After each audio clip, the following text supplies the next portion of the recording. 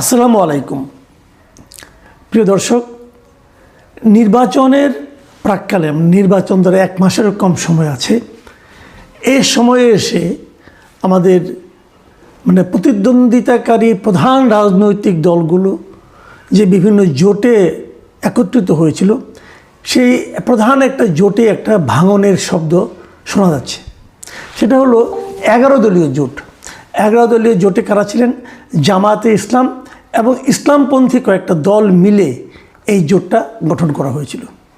সেই জোটে একটা ভাঙনের শব্দ শোনা যাচ্ছে এবং সেই ভাঙনের শব্দ কিন্তু আদর্শিক কারণে নয়। ভাঙনের শব্দ হলো আসন ভাগাভাগি নিয়ে। এই জায়গাটাতে এই যে কারণটা, এই কারণটার জন্য আমি এটাতে ব্যাপারটাতে খুব ইন্টারেস্ট ফিল করছি এবং আপনাদের সঙ্গে আলোচনা করছি। একটা জোট কিন্তু হতেই পারে, ধরেন প্রায় কাছাকাছি আদর্শ, একটু একটু ডিফারেন্স আছে, এ ধরনের দলের মধ্যে জোট হতেই পারে। কিন্তু এই 11 দলীয় যে জোটটা ছিল, এটা কিন্তু কোনো জোট ছিল না, এটা ছিল একটা নির্বাচনী জোট, কোনো আদর্শিক জোট না। এখানে আদর্শের কোনো মিল নাই, বরঞ্চ উল্টাপাল্টা আদর্শ। যেমন এলডিপি আছে এই জোটের মধ্যে, অলি আহমেদ, উনি খুবই মুক্তিযোদ্ধা এবং মুক্তিযুদ্ধের পক্ষের লোক বলে নিজেদেরকে দাবি করেন এবং জামাত বিরোধী। এবং দেখা যাচ্ছে যে এখানে তারা জোট করেছেন জামায়াতে ইসলামের সঙ্গে এবং অন্যান্য ইসলামী দলের সঙ্গে। আদর্শের কোনো মিল নেই। আবার ধরেন ইসলামী যে দলগুলো আছে সেগুলোর মধ্যেও কিন্তু যোজন ডিফারেন্স। এই জামাতে ইসলামের যে রাজনীতি, এটা নিয়ে ইসলামী আন্দোলন, যেটা চরমনের পীরের যে দলটা আছে, ওনারা কিন্তু অনেক আক্রমণাত্মক কথা তারা জামাতে ইসলাম সম্পর্কে বলেছেন এবং এমনও বলেছেন যে জামাতে ইসলাম করলে পরে মানুষের তার ইমান নষ্ট হয়ে যেতে পারে, এমন কথাও বলেছেন। যে দল করলে ইমান নষ্ট হয়ে যাওয়ার আশঙ্কা আছে, সেই দলের সঙ্গে কিন্তু আবার ইসলামী আন্দোলন জোট করেছে। তার মানে পুরো জোটটা হলো নির্বাচনী জোট। নির্বাচনী জোটের মানে হলো যে কত বেশি আসন পাওয়া যায়। এবং এই জোটটার আপনারা যদি একটু মনে করতে পারেন, এই জোটটার শুরুটা কিন্তু হয়েছিল ইসলামী আন্দোলনের মাধ্যমে। এই প্রথম উদ্যোগটা কিন্তু ইসলামী আন্দোলনই নিয়েছিল এবং তাদের একটা থিওরি ছিল, সেটা হলো ওয়ান বক্স পলিসি। মানে ইসলাম পছন্দ যে দলগুলো আছে, যে মানুষরা ইসলামের কথা শুনে ভোট দিতে চায়, ইসলাম পছন্দ যে ভোটারগুলো আছে, তাদের ভোটগুলো একটা বাক্সে কি করে আনা যায়, এই ছিল মূল লক্ষ্য। এবং এই মূল লক্ষ্য নিয়ে তারা কিন্তু প্রথমে 5টা দল মিলে একটা জোট করে। সেই 5 দলের মধ্যে কী ছিল? তারা ছিল ইসলামী আন্দোলন ছিল, তার সঙ্গে ছিল বাংলাদেশ খেলাফত মজলিস, এই যে মামুনুল হক সাহেবের দলটা, এটা তার সঙ্গে ছিল কেবল একটা আছে খেলাফত মজলিস, আর একটা হলো বাংলাদেশ খেলাফত আন্দোলন, এবং তার সঙ্গে যুক্ত হয়েছিল বাংলাদেশ নিজামে ইসলাম পার্টি। এই 5টা দল মিলে তারা প্রথমে একটা জোট করে। এই জোটের 5 জনের সঙ্গে 6ষ্ঠ দল হিসাবে যুক্ত হয় বাংলাদেশ জামায়াতে ইসলাম। তাহলে 6 দলীয় জোট হলো। তারপর আরও 2টো পার্টি এর সঙ্গে যুক্ত হয়। একটা হলো জাতীয় গণতান্ত্রিক পার্টি বা জাগপা, আরেকটা হলো বাংলাদেশ ডেভেলপমেন্ট পার্টি বা বিডিপি। এই 2টো যোগ হওয়াতে দলের সংখ্যা দাঁড়ায় 8টা। এই 8টা দল একসঙ্গে মিলে বেশ কিছুদিন বিভিন্ন সময় আন্দোলন, বিবৃতি, বিভিন্ন কথাবার্তা তারা কিন্তু বলেছে এবং সবাই ধরে নিয়েছিল এই 8 দলের একটা জোট হচ্ছে। এবং সেই জোট যখন হচ্ছিল, তারপর এই শেষ দিকে এসে, শেষ বেলায় এসে আরও নতুন 3টা দল এখানে যুক্ত হয়। এবং ইসলামী আন্দোলনের বক্তব্য না হলো অভিযোগ বলি আমি, ইসলামী আন্দোলনের অভিযোগ হলো এই যে আরও 3টা দল যুক্ত হয়েছে, এই 3 দলের সঙ্গে যুক্ত হওয়া এবং আসন ভাগাভাগি, এই কোনো প্রক্রিয়ার সঙ্গে ইসলামী আন্দোলন ছিল না, এটা ওদের বক্তব্য। সেই 3টা দল কি কি? একটা হলো জাতীয় নাগরিক পার্টি এনসিপি, আরেকটা হলো আমার বাংলাদেশ পার্টি যেমন এবি পার্টি, আরেকটা হলো অলি আহমেদ সাহেবের লিবারেল ডেমোক্রেটিক পার্টি বা এলডিপি। এই 3টার যুক্ত হওয়ার সঙ্গে কিন্তু অন্য জোটের অন্য দলরা অতটা ওয়াকিবহাল নয় বলে তারা অভিযোগ করেছেন। ঠিক আছে, তারপরেও তারা চলছিল এবং জোটটাকে আপাত দৃষ্টিতে 11 দলীয় জোট, 11 দলীয় নির্বাচনী জোট এবং একটা শক্তিশালী জোট হিসেবে হয়তো কেউ মনে করছিল। আজকে কথা ছিল যে এই জোটের কে কত আসন নিতে যাচ্ছে, কে কত আসন পেতে যাচ্ছে, কোন কোন আসন কে পেতে যাচ্ছে, এই সমস্ত বিষয়ে আজকে একটা প্রেস কনফারেন্সের মাধ্যমে বিষয়টা জানানোর কথা। এবং সেই প্রেস কনফারেন্সের দাওয়াতপত্র আজকে সকালে বিভিন্ন জায়গায় জামাতে ইসলামের পক্ষ থেকে পাঠানো হয়েছে মিডিয়াতে। আবার 2:30টার দিকে পরবর্তী সময়ে এই জামাতে ইসলাম আরেকটা বিজ্ঞপ্তি দিয়ে জানিয়েছে যে তাদের সেই যে 4টার দিকে যে প্রেস কনফারেন্সটা হওয়ার কথা ছিল, সেই প্রেস কনফারেন্সটা আপাতত স্থগিত করা হয়েছে।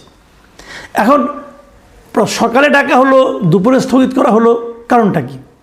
কারণটা হলো নেগোসিয়েশন হয়নি, সিদ্ধান্ত এখনও হয়নি যে কে কতটা আসনে নির্বাচন করবেন। এই সিদ্ধান্ত তারা এখনও নিতে পারেনি।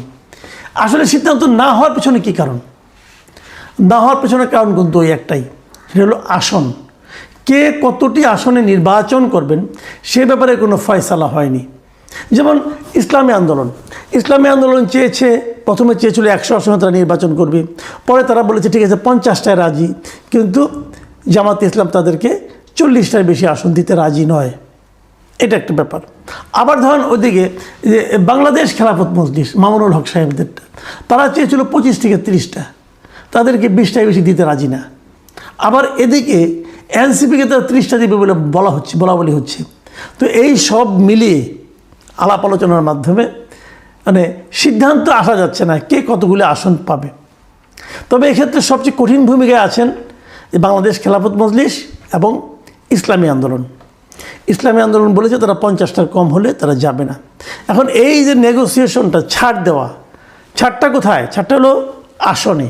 এই আসনের এই ছাড় দেওয়া না দেওয়া নিয়ে সবাই এতটাই রিজিড, মানে যার যার অবস্থানে তারা এতটাই শক্ত অবস্থানে আছে যে শেষ পর্যন্ত আজকের যে প্রেস কনফারেন্সের মাধ্যমে ঘোষণা দেওয়ার যে ব্যাপারটা ছিল সেটাই তারা স্থগিত করতে বাধ্য হয়েছে। কবে হবে সেটা এখনও বলেনি, হয়তো 2-1 দিনের মধ্যে হবে।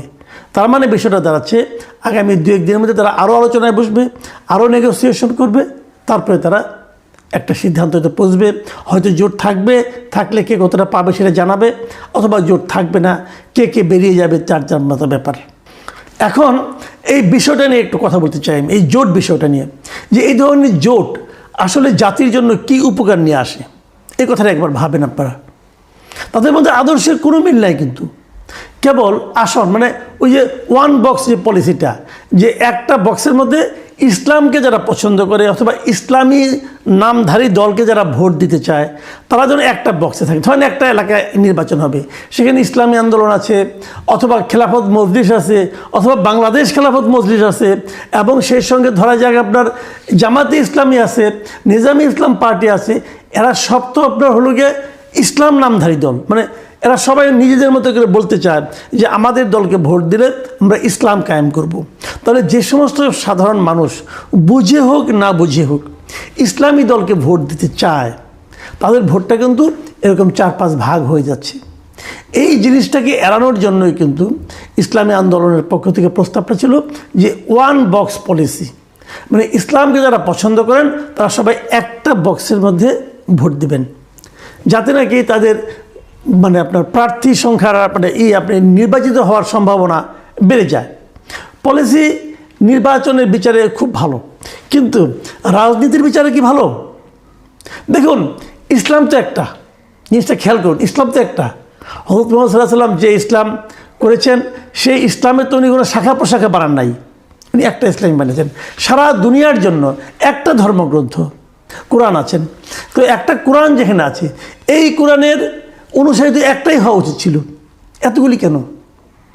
তার মানে এই কোরআনের বিভিন্ন ঘটনা প্রবাহে বিভিন্ন আয়াতের ব্যাখ্যা এবং কোরআন ভিত্তিক জীবনযাপনের জন্য যে ব্যাখ্যা আছে, সে ব্যাখ্যায় কিন্তু ভিন্নতা আছে। এবং ব্যাখ্যায় যদি ভিন্নতা থাকে, ভিন্ন ভিন্ন ব্যাখ্যার সবগুলো যা সঠিক হবে না। যদি সবগুলি সঠিক না হয়, হয়তো একটা সঠিক হবে, বাকিগুলো ভুল হবে। এখন কোনটা ভুল কোনটা সঠিক এটা আমি আপনি সাধারণ মানুষ আমরা কেমনে বুঝবো? ওনারা বুঝেন, এবং ওনারা এতটাই বুঝেন যে নিজেরটা ছাড়া বাকিগুলিকে মোটামুটি বলেন যে ওখানে গেলে ইমানই নষ্ট হয়ে যাবে, তারা এমন কথাও বলেন। তাহলে আমরা কোন দিকে যাব? এখন তারাও কিন্তু মিলতে পারছে না। তাদের যে বিভেদটা, এটা কিন্তু নৈতিক কারণে, তাদের বিভেদের কারণে তারা আলাদা আলাদা দল করেছে ইসলাম নাম দেয়া, কিন্তু ভোটের ক্ষেত্রে এক হয়েছিল। তাহলে তাদের কাছে কিন্তু আদর্শের চেয়ে ভোটটা ছিল বড়। ব্যাপারটা খেয়াল করুন। তাদের কাছে কিন্তু আদর্শিক কারণটা মূল না, ভোটটা মূল। আদর্শিক কারণে তারা একত্র হতে পারে নাই। আদর্শিক বিরোধ থাকলে সেটা আলোচনা হতে পারতো, ওই আলোচনা তারা কখনোই করে না। তারা চিন্তা করে ভোট। তাহলে যারা ভোটের কথা চিন্তা করে ইসলামী আদর্শের বিপরীতে, তাদের উপর আপনারা কতটুকু ভরসা রাখবেন এটা আপনাদের ব্যাপার, আমার কোনো বক্তব্য নাই এখানে। কিন্তু আমার প্রশ্নটা অন্য জায়গায়। আমার প্রশ্ন হলো, এখনই ভোট নিয়ে যে ঝামেলা, আসন নিয়ে যে ঝামেলা, যদি বাই চান্স এরা নির্বাচিত হয়ে যায়, যদি এরা ক্ষমতায় চলে যায়, তখন কি হবে? তখন তো আবার মারামারি বাঁধবে, না আমি ক্ষমতায় যাব, আমি ক্ষমতায় এই ইসলাম প্রয়োগ করব। জামাত বলবে আমরা ক্ষমতায় এসেছি, আমরা এই ইসলামটা কায়েম করব। ইসলামী আন্দোলন বলবে না, এটা আসলে প্রকৃত ইসলাম না, প্রকৃত ইসলাম আমাদেরটা, আমরা এই ইসলামী শাসন ব্যবস্থা কায়েম করব। তাহলে শেষ পর্যন্ত হবেটা কি ভাই? মানে সামান্য ভোটের জন্য তারা একত্র হতে পারে না, যেটা কোনো ইম্পর্টেন্ট বিষয়ই না, যেটা একটা পুরোপুরি একটা জাগতিক বিষয়। সেই ভোটে যদি তারা পাশ করে যায়, তখন কি হবে? তখন তো মারামারি আরও বড় বাঁচবে। তার চেয়ে বরং আগের বাজারই ভালো, পরের বাজারের চেয়ে একটা আন্ডারস্ট্যান্ডিং এখনই হয়ে যাক, দেখি কে জিতে কে হারে। তো এখন এই যে বিষয়গুলো আমি সবসময় বলি যে এই যে জোটগুলি হচ্ছে না, এদের বিবেচনায় আসলে এদেশের মানুষের জীবনযাপন কী হবে, এদেশের মানুষের উন্নয়ন কীভাবে ঘটবে, এদেশের মানুষ কোন ইসলাম গ্রহণ করবে অথবা কোন ইসলামী জীবন ব্যবস্থা তারা চলবে, এইগুলি এদের বিষয় না। এদের বিষয়টা হলো তাদের কাছে মনে হয় এই দেশটা না একটা বিশাল একটা কেক। যে আমরা কেক খাই না, পুডিং খাই কেটে কেটে, বিশাল একটা কেক। এখন এই কেকের কে কতটুকু অংশ কেটে নেবে, তাদের লক্ষ্য হলো ওইটা। তারা দেশটা নিয়ে ভাবে না, এই দেশের উপর তাদের নিয়ন্ত্রণ কতটুকু থাকবে তারা ওইটা ভাবে। এই যে গতানুগতিক রাজনৈতিক যে একটা প্রবাহ, যে গড্ডালিকা প্রবাহ, এই প্রবাহে আমরা কি ভেসে যাব নাকি আমরা এই প্রবাহের বিরুদ্ধে দাঁড়াবো? এটাই হচ্ছে আমাদের আগামী নির্বাচনের, আমাদের ভোটারদের দিক থেকে আমি মনে করি মূল চিন্তার বিষয়। প্রিয় দর্শক, আপনারা চিন্তা করুন, চিন্তা করে সিদ্ধান্ত নিন।